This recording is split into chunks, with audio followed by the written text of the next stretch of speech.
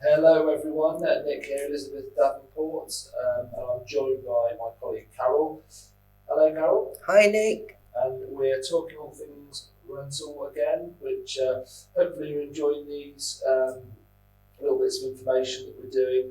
Obviously the letting world is always changing, and today, probably more so than some of the other episodes we've done, there's quite a lot to talk about with the Renters Reform Bill. That's right, isn't it, Carol? Yeah. So I don't know if you want to just give people a bit of an insight as to what's happening and some of the changes, but you were saying to me earlier that they're probably some of the biggest changes the industry's seen in a number of years. 30 years. It's the biggest shake-up in the private rented sector in 30 years.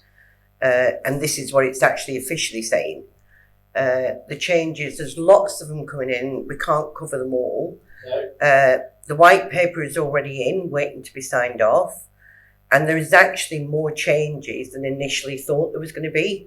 Okay. Yeah, so they're also looking at doing a fairer private rented sector. This is something we've talked about before. So what, trying to shift some more power more towards tenants. Yes. Yes. Yeah. Yes. Okay. Also, some changes that they're insisting are not going to just be all in the favour of the tenants. Number one is a single system of tenancy. Okay. So where at the moment, as we know, we can have assured short-hold tenancies for 6 to 12 months. Some of them will roll onto a periodic tenancy. What they're saying is they're going to abolish these fixed terms, and they're going to have one system of an open-ended tenancy that will start off as a rolling periodic. Wow, that's a complete change, isn't it? Complete change. It's apparently to make it more fairer for tenants, but to also make it more fairer for landlords, because landlords can get stuck if they've done a 6 or a 12-month tenancy and that tenancy is not working. I think quite a few of our viewers, probably landlords who'll be watching this, glad to hear that somebody's thinking about the landlord there. Yeah, and they are. are. The other way sometimes. Yeah, and I'm sure it does, and it does to be. But when you actually look at it a bit further and see that they are trying to do it where there's benefits for both. Yeah. I'm not suggesting the benefits are going to be as favourable for the landlords as they are for the tenants, but they Exactly. are trying and looking. So that is going to be a big one. And what they're saying is if and when, which is more when, that comes in, there's going to be a 6-month warning. And it's going to start off as it did with the electrical certificates, where it will be all new tenancies. That was going to be my first question. Yes. I think a lot of the people watching would be, oh goodness, how does that affect my rental property with my existing contract? So they're going to phase it in with all new tenants. Yes. Yeah. There'll be phase 1, phase 2, as there was with the electrical certificates. Right. This is going to hopefully be a gradual thing. Yeah, and it's going to be exactly as it is with the EPCs, although they're saying they want them all done by October, but they're going to allow time. That's a different subject. But this is going to be that new tenancies, we'll be giving notice of when it's going to happen. It will be all new tenancies, and then they will give us a deadline for converting the other tenancy agreements into periodics. I don't think it's such a bad thing totally for landlords. They're going to have more freedom to be able to serve notice. Oh, so that was what I was going to say. Do we know enough about what potentially notice periods would look like yet, or is that all still to be announced? No, I think it's all still to be announced. I think there's going to be lots of tweaks. I'm assuming there's going to be some exceptions, not necessarily in rolling the contracts, but in the notice periods. But as it stands at the minute, that takes us on to the next big change, the abolishing of the Section 21s, which is the no reason notice for possession. Yeah, so if we just explain, I mean, I'm sure a lot of people will understand what a Section 21 notice is, but for those who don't, what does that mean in its current state? The Section 21 at the minute means that as a tenancy is coming to an end, 2 months or just before a tenancy is due to end, you can give a server notice for possession of the property without giving a reason. So you don't have to have a reason. You're therefore notifying the tenant that I will not be renewing the contract and I want the property back. And the tenant goes, why are you doing that? There is no reason required. Okay. You then, when they abolish that, you're not going to be able to do that. It's not going to be there. But what they're saying is that they're going to make the Section 8 stronger for the landlord to have a reason to get his property back.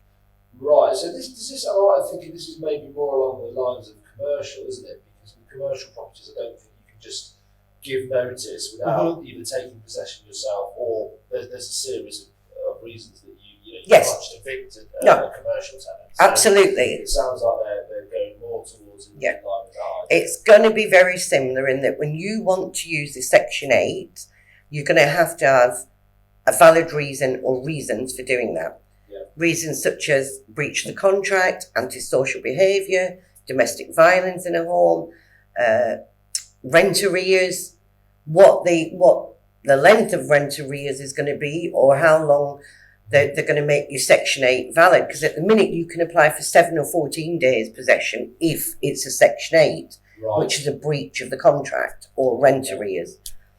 That I'm sure is going to be tweaked. Are they going to say you can apply for it to happen in 8 days? What they are saying is they're going to put extra things in there so that a landlord is going to be able to get his property back if he needs to get it back, but he's going to have to give reasons for it. Yeah, so that seems to me to be the takeaway. Yeah. There are going to have to be reasons which are going to be outlined as to what constitutes a reason to take your property back. Okay. Yeah.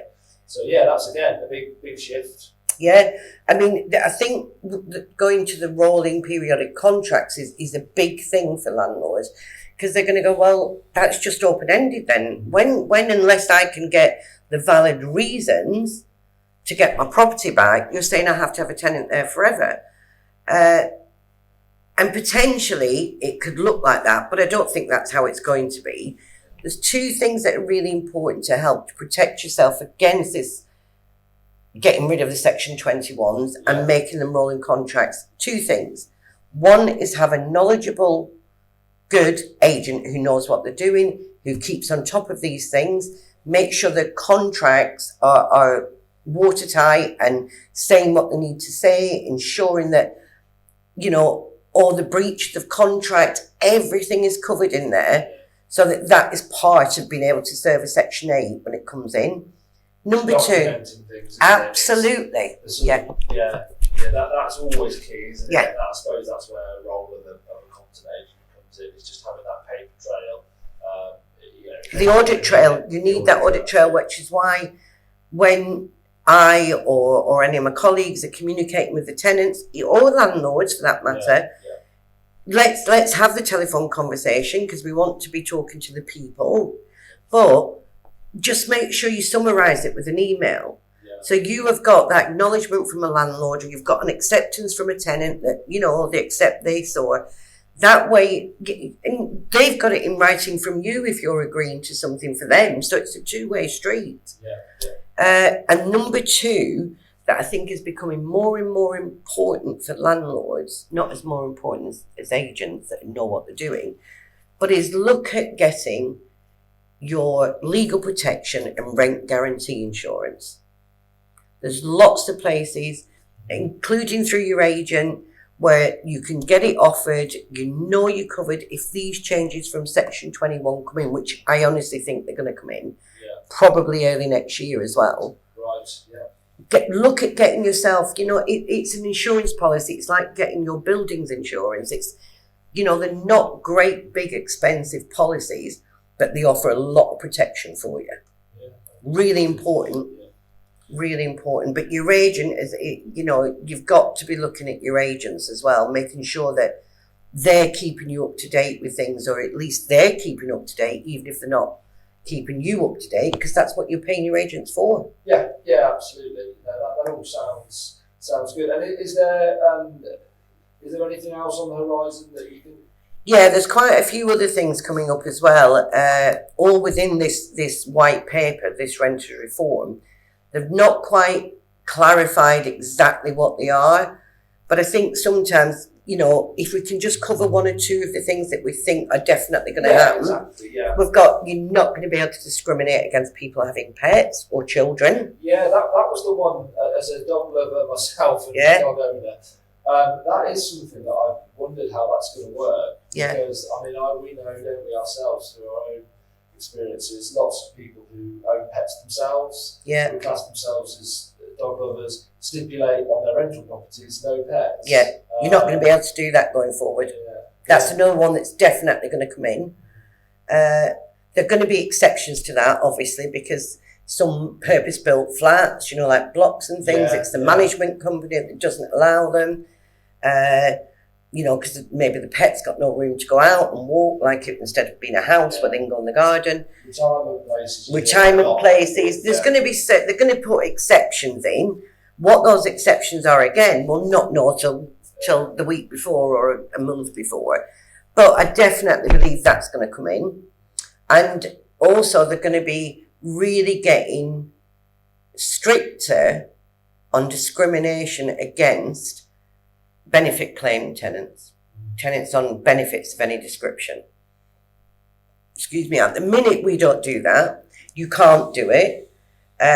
You know, all applications to us are looked on an individual basis, but there's going to be a watchdog out there because they're looking at getting an ombudsman for lettings. So they're going to bring in an ombudsman, whereas at the minute we've got Isla, you've got Guild, you've got all sorts of different, you know, bodies that we have to be registered and certified by, but they are actually talking about bringing in a property lettings ombudsman.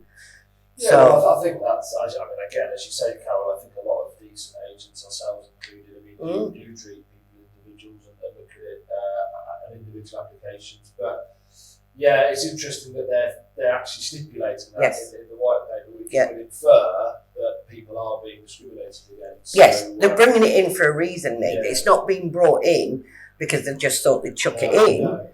It's actually being brought in because it's obviously happening out there in the industry. Yeah, and I think, you know, that's why with a lot of these things, so sometimes, you know, I sort of groan when I think, oh, you know, more stuff's coming in, but then a lot of it, you know, to be fair, is for good reason and should be encouraged. So, yeah, I suppose we'll be updating people when we have a bit more information. So to be continued on this, isn't it? Yeah, absolutely, absolutely. And it's good landlords who use good, knowledgeable agents shouldn't be having to worry or shouldn't be worrying. Because if you're doing what you should be doing as a responsible landlord and you've got an agent like us that is looking after your property, looking after your tenants, looking after you and keeping up to date with what we need to keep you legal by, you shouldn't have any worries. Which is a good positive note to finish on. So thank you, Carol. And, you're welcome. A bit more bedtime reading for you. Definitely. Yeah. So thank you for summarising it. You've done that really well. But we will be back with some more updates as and when they're available. So definitely. Stay tuned and we look forward to seeing you soon.